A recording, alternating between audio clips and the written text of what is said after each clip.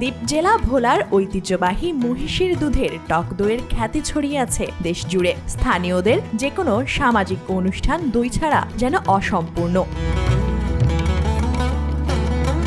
চরাঞ্চল ভোলা জেলার ছোট বড় বিভিন্ন চরে পালন করা লক্ষাধিক মহিষের দুধ সংগ্রহ করার পর তৈরি করা হচ্ছে মহিষের দুধের টক দই, যা কিছুদিন আগে পেল জিআই স্বীকৃতি। ভোলার ঐতিহ্যবাহী মহিষের দধি, এই দধি ভোলা 100 বছর ধরে চলতেছে।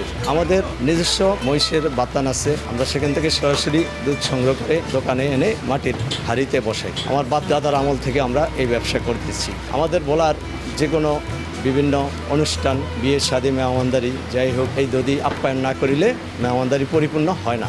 অসাধারণ স্বাদের এই দই জিআই পণ্য হিসেবে স্বীকৃতি পাওয়ায় উচ্ছ্বাসিত এই জেলার সাধারণ মানুষ। পাশাপাশি এই অর্জন ধরে রাখতে মহিষ পালনে সরকারি পৃষ্ঠপোষকতার দাবি জানান স্থানীয়রা। আমাদের মহিষের যে সমস্যাগুলো দেখতে হবে। মহিষের গাছ নাই, তারপরে কিল্লার সমস্যা, অসুখ বিসুখ হইলে ডাক্তাররা যাইতেছে না, আমরা কোনো ট্রিটমেন্ট পাইতেছি না।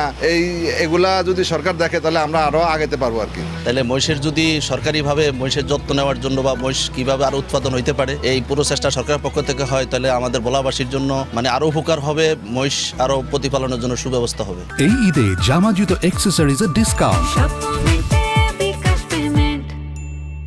বছরের পর বছর ধরে এ জেলার মানুষের কাছে মহিষের দুধের টক দইয়ের কদর এতটাই যে কোনো সামাজিক অনুষ্ঠান এই দই ছাড়া যেন অসম্পূর্ণ। বিভিন্ন অনুষ্ঠানে বিভিন্ন খাবারে এটা ব্যবহার করা হয়। এটা কিছুদিন আগে যে পণ্য হিসেবে স্বীকৃতি পেয়েছে, তাই আমরা খুবই গর্বিত।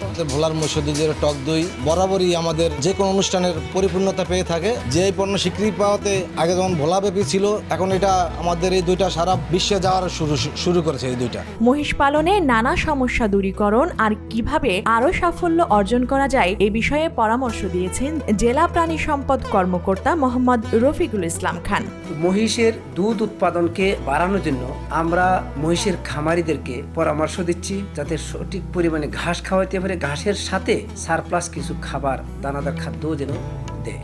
অন্যদিকে জেলা প্রশাসক আজাদ জাহান বলেছেন, মহিষ পালনে যে সকল প্রতিবন্ধকতা রয়েছে তা দূরীকরণে প্রশাসনের আন্তরিকতার যেন কোনো কমতি নেই। সব ধরনের সমস্যা সমাধানে কাজ করছে প্রশাসন। প্রায় 1,24,000 মহিষ এই জেলায় আছে আমাদের পরিসংখ্যান অনুযায়ী। এই প্রতিটা মহিষের বাথান এবং প্রত্যেকটা জায়গায় প্রাণী সম্পদ বিভাগ চিকিৎসা সেবা থেকে শুরু করে বিভিন্ন পরামর্শ দিয়ে থাকে। এছাড়া আমাদের দুধের যে দইটা হবে সেটি যাতে বাজারজাত করতে পারি ভালোভাবে, সেই বিষয়েও সরকারের প্রচেষ্টা আছে এবং জেলা প্রশাসনের পক্ষ থেকে যা যা প্রয়োজন তারা আমাদের সাথে আলোচনা করেছে, আমরা সেই পদক্ষেপগুলো গ্রহণ করব।